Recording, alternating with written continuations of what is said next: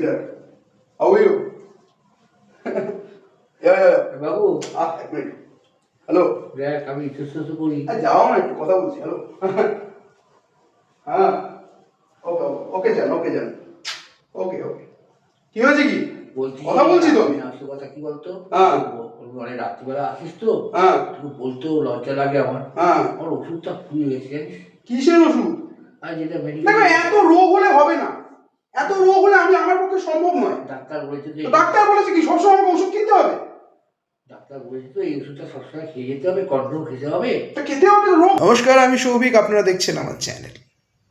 আপনারা এতক্ষণ ধরে যে ভিডিওটা দেখলেন, সেই ভিডিওটা দেখার পর আপনারা কি বুঝলেন? যে একজন ছেলে তার বাবাকে ক্রমাগত অত্যাচার করছে, এবং অত্যাচারটা কীরকম অত্যাচার? মেন্টালি অত্যাচার করছে। বাবা তাকে সামান্য কিছু জিনিস চেয়েছে, মানে যেটা তার ইম্পর্টেন্ট, মানে খুব গুরুত্বপূর্ণ ওষুধ।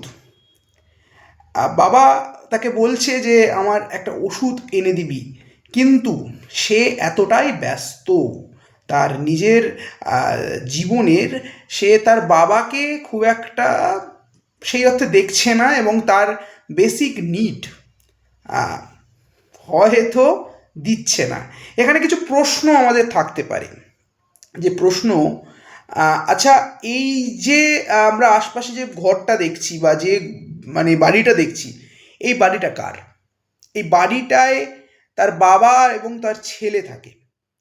তার বাবা এবং তার ছেলে যেহেতু থাকে, হতে পারে সেটা তার বাবার, এবং তার বাবাকে সে নিত্যদিন এই ধরনের কর্মকাণ্ড করছে, এবং বাবা সমাজের কাছে হয়তো বলতে পারছে না, কারণ আমরা জানি কুসন্তান হয় কিন্তু কুপিতা খুব একটা হয় না। তো এই ক্ষেত্রে সবসময় আমরা দেখব যে মানে বিশেষ করে আমাদের বাঙালি সেন্টিমেন্ট, তার ছেলে যতই অন্যায় করুক না কেন, ছেলের প্রশংসা সে করবেই। কিন্তু এই ধরনের ক্রমাগত অত্যাচার দিনের পর দিন যদি হয় একটা মানুষের সঙ্গে, তাহলে তার কীরকম মানসিক অত্যাচার হবে, মনটা কেমন থাকবে তার, তার মানসিকভাবে সে কতটা ভেঙে পড়বে দিনের পর দিন। তোকে তো এতভাবে মানুষ করলাম, কোনো কার্পণ্য করেছি? মাসের শেষ এত দামি ওষুধ আমার পক্ষে কেনা সম্ভব নয়। তোকে মাইনে দেয় না? দেয়, নিশ্চয়ই দেয়। এখন কি তোমাকে আমার মাইনের হিসাব দিতে হবে নাকি? হিসাব কিছু চাইছি না, তুই তো মাইনে দেয় তো একটা। দেয়, দেখ না, তাতে তোমার কি কি অসুবিধা? তাতে তোমাকে কি ফল, তারপর মানে এখানে যদি আমি দেখি ভিডিওটা বিস্তারিত করে, এখানে কিছু কিছু পয়েন্ট আমরা পেয়েছি। যে বলছে আমি চাকরি করি, আমার স্যালারি আছে, এখানে কিন্তু স্বীকার করলো সে চাকরি করে, এবং চাকরি করে তাও তার বাবাকে সে দেখে না, তার বাবার বেসিক নিডস সে ফুলফিল করছে না।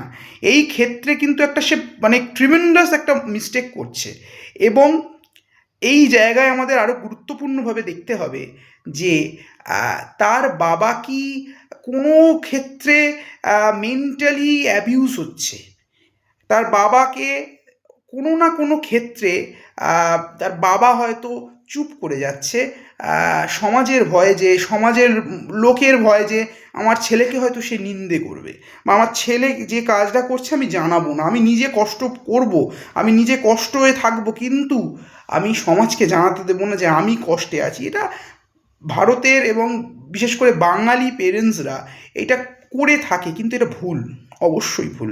ছেলে যদি অত্যাচার করে বা ছেলে যদি বেসিক নিডস না দেয়, একজন বৃদ্ধ বাবা বা একজন বয়স্ক বাবার পক্ষে সম্ভব নয় সে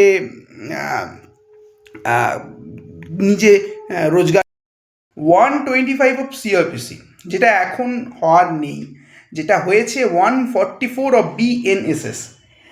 এই এই যে একটা সেকশন, বা এই সেকশানে কি বলছে যে বাবা, মানে এখানে বলছে আরও বিস্তারিতভাবে বলছে, ওয়াইফকে বলছে, কিন্তু এখানে আমরা ওয়াইফের প্রসঙ্গ আসবে না, যে পেরেন্টসকে যদি আমি মেনটেন না দিই, মানে মেনটেনেন্স না দিই, মানে তাকে না দেখি, আমি তার যতটুকু ভরণ পোষণ আমি যদি না দিই, তার জন্য পেরেন্টস কিন্তু আইনের দরজায় যেতে পারে, এবং আইনের মাধ্যমে আমাকে কিন্তু তখন তার বাবাকে পয়সা মানে মেনটেনেন্স দিতে হবে। ধরুন এই যে ভিডিওটা আপনারা দেখলেন, এই ভিডিওটাই প্র্যাকটিক্যালি একটা কেসে রূপান্তরিত হলো, এবং হওয়ার পর একটা কেসের নাম হবে। মানে ধরুন যে পিটিশনার, মানে তার বাবাই সে মামলাটা করছেন, মানে এখানে এই ভিডিওর ক্ষেত্রে যদি আমি বলি, মানে সতীনাথ ভট্টাচার্য ভার্সেস সৌভিক ভট্টাচার্যর কেস হবে। সেই কেসে প্রথম জজ সাহেব কী দেখবে, যে Souvik Bhattacharya standard of living কীরকম, মানে আমার ইনকাম কতটা। আমার ইনকাম ধরুন 10 টাকা, আমার ইনকাম 10 টাকা যদি হয়, সেই ক্ষেত্রে আমার বেসিক মানে আমার যে মানে এই ভিডিওটার ক্ষেত্রে আমি বলছি, আমার 10 টাকার তুলনায় আমার ডেলি এক্সপেন্স হয়তো আমার 7 টাকা। 3 টাকা যেটা, সেটা কিন্তু বাবাকে দিতে হবে। বাকি 3 টাকা যেটা রয়ে গেল, সেটা বাবার জন্য ধার্য করবে কোর্ট। এটাই ছিল ভিডিওটা। ভালো লাগলে চ্যানেলটাকে সাবস্ক্রাইব করবেন। এরকম আরও ভিডিও হয়তো আসবে আগামী দিনে আপনাদেরকে সচেতন করতে এবং আপনাদেরকে আইনের কিছু বিষয় শেয়ার করতে। ধন্যবাদ।